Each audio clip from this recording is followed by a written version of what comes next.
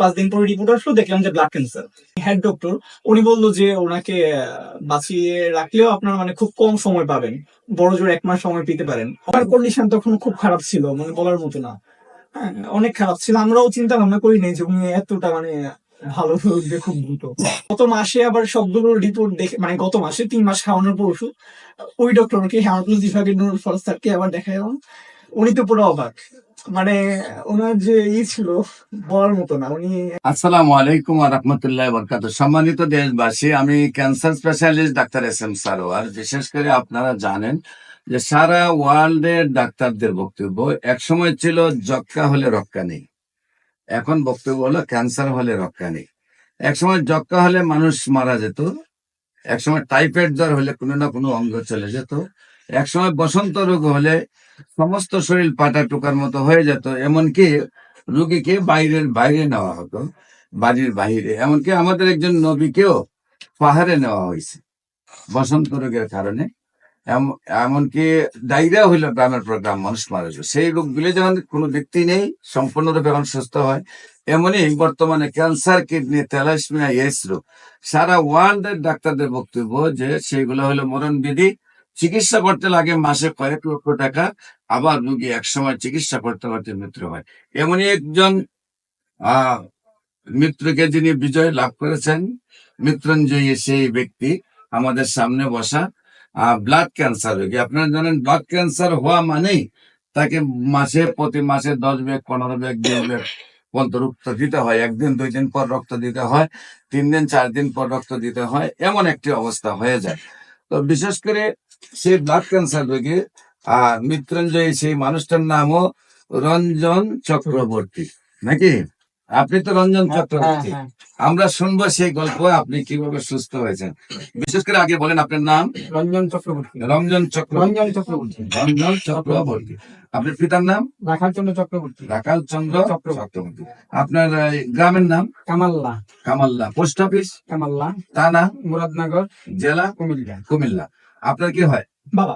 আপনার নাম কি? রণবীর চক্রবর্তী। রণবীর চক্রবর্তী। আপনার পিতার নাম? রঞ্জন কুমার চক্রবর্তী। আপনার আম্মুর নাম? জয়রানী চক্রবর্তী। আপনাদের গ্রাম? কামাল্লা। কামাল্লা। পোস্ট অফিস হলো কামাল্লা। কামাল্লা, থানা মুরাদনগর। মুরাদনগর, জেলা হলো কুমিল্লা। ঠিকানাটা দিলাম মানুষ যাতে আপনাদের সাথে যোগাযোগ করতে পারে। আচ্ছা, বিশেষ করে আপনি কিভাবে কি অসুস্থ হয়েছিলেন, কোথায় ডাক্তারের কাছে গেছেন, কিভাবে রিপোর্ট করেছেন, কি ধরা পড়ছে, কি চিকিৎসা করেছেন এবং কিভাবে সুস্থ হয়েছেন, আপনি একটু যদি আপনি নিজে নিজে একটু বিস্তারিত বলেন। 4 মাস আগে, 5 মাস আগে, হ্যাঁ 5 মাস আগে আমার ব্লাডে ডেঙ্গু পজিটিভ ছিল। ডেঙ্গু যে পজিটিভ হয়েছে, কোন ডাক্তারের কাছে দাঁড়ান? আমরা প্রথম কুমিল্লা টাওয়ারে ডেঙ্গু পজিটিভ ধরা পড়ে। তারপর ওনার প্লাটিলেট কাউন্ট কমতে থাকে, হিমোগ্লোবিন কাউন্ট কমতে থাকে। তারপর আমাদেরকে কুমিল্লা টাওয়ার থেকে বললো যে আমাদের তো প্লাটিলেট অ্যারেঞ্জ করার কোনো ই নেই, আপনি বরং কুমিল্লা মেডিকেলে নিয়ে যান। তারপর কুমিল্লা মেডিকেলে নিলাম। কুমিল্লা মেডিকেলে রাত্রেবেলা 9টা 40 মিনিটের সময় আমাদেরকে বললো হার্ট অ্যাটাক হচ্ছে। তারপর আমরা সেখান থেকে কুমিল্লা থেকে প্রথমে আনলাম যে ঢাকায় বার্ডেনে ওনাকে রাখবো না, বললো যে রোগীর কন্ডিশন এত ভালো না, আপনারা অন্য জায়গায় ট্রান্সফার করে নিয়ে যান। তারপর ধানমন্ডি পপুলারে নিলাম। ধানমন্ডি পপুলারে নেওয়ার পর ওনারাও দেখলাম যে মানে হেজিটেট ফিল করছে ওনাকে রাখার জন্য আর কি। ওনারা বাহানা বানাচ্ছে যে আমাদের দিকে ই নেই, মানে ওনার কন্ডিশন খুব খারাপ ছিল। তারপর আমাদের ডাক্তার হেজিটেশনে ভুগছে। হ্যাঁ, ডাক্তার না, এই যে যারা ছিল, পেশেন্ট রাখা ঠিক নয়। হ্যাঁ না, ওনারা বলছে যে পেশেন্টটাকে আইসিইউ তে রাখতে হবে ইমিডিয়েট, কিন্তু আমাদের এখানে আইসিইউ খালি নেই, ওনাকে রাখার মতো কোনো স্পেস আমাদের এখানে নাই। আপনারা এখন যদি বলেন তাহলে আমরা কালকে সকালবেলা যদি আইসিইউ খালি হবে তবে ওনাকে আইসিইউ তে শিফট করবো। এখন আমার কেবিনে রাখি। তারপর আমাদের একজন জেঠু আছে, চন্দন রায় জেঠু, উনি মানে খবর নিয়ে আজগড় একটা আইসিইউ সিট খালি পেলো ওইখানে। তারপর আজগড় দেখতে পাকে ট্রান্সফার করলাম। তারপর ওইখানে আইসিইউ তে ছিল একদিন। তারপর আইসিইউ থেকে শিফট করে এইচডিটিউতে দিল, অনেকটা রিকভারি দেখলাম। কিন্তু পরবর্তীতে আজকে কয়েকদিন রাখা হলো ডেঙ্গু নেগেটিভ, কিন্তু প্লাটিলেট কাউন্ট আর হিমোগ্লোবিন কমছে না, মানে বাড়ছে না। এগুলো আস্তে আস্তে কমতে থাকতেছে। তারপর আমরা 9 বার সিবিসি টেস্ট করালাম ঢাকা মেডিকেল থেকে, দেখলাম যে প্রত্যেকবারই কমতেছে, বাড়তেছে না। তারপর আজগড়ের হেমাটোলজি বিভাগের হেড ডক্টর আছেন, ডক্টর নুরুল ফরহাদ স্যার, উনি বললো যে ওনার মনে হয় ব্লাডে কোনো ইনফেকশন আছে, আমরা বন মেরু করে দেখি। তারপর ঢাকা মেডিকেলে বন মেরু করলাম। 4-5 দিন পরে রিপোর্ট আসলো, দেখলাম যে ব্লাড ক্যান্সার। তারপর আমরা মানে ওনার যে পজিশন এটা দেখে বুঝলাম না যে ব্লাড ক্যান্সার যে এরকম ভাবে হতে পারে, কারণ উনি মানসিকভাবে খুব স্ট্রং ছিল আর শারীরিকভাবে খুব স্ট্রং ছিল তখন। তারপর আমরা আবার কিছুদিন পর 4-5 দিন পরে আমরা আবার বন মেরু করি, সেই স্যাম্পলটা আমরা দিল্লিতে পাঠালাম।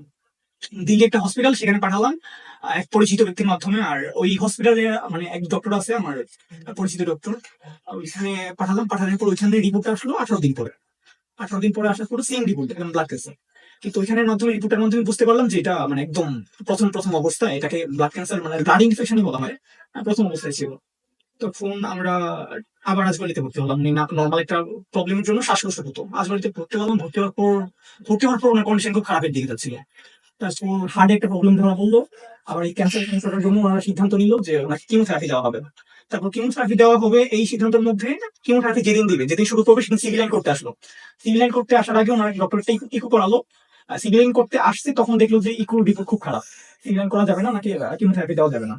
ডক্টর হেমাটোলজি বিভাগের যে নুরুল ফরাজ স্যার, উনি হেড ডক্টর, উনি বললো যে ওনাকে বাঁচিয়ে রাখলেও আপনার মানে খুব কম সময় পাবেন, বড় জোর 1 মাস সময় পেতে পারেন। অক্টোবরের 3 তারিখ কথা বলছিল, মানে নভেম্বর 3 তারিখ পর্যন্ত।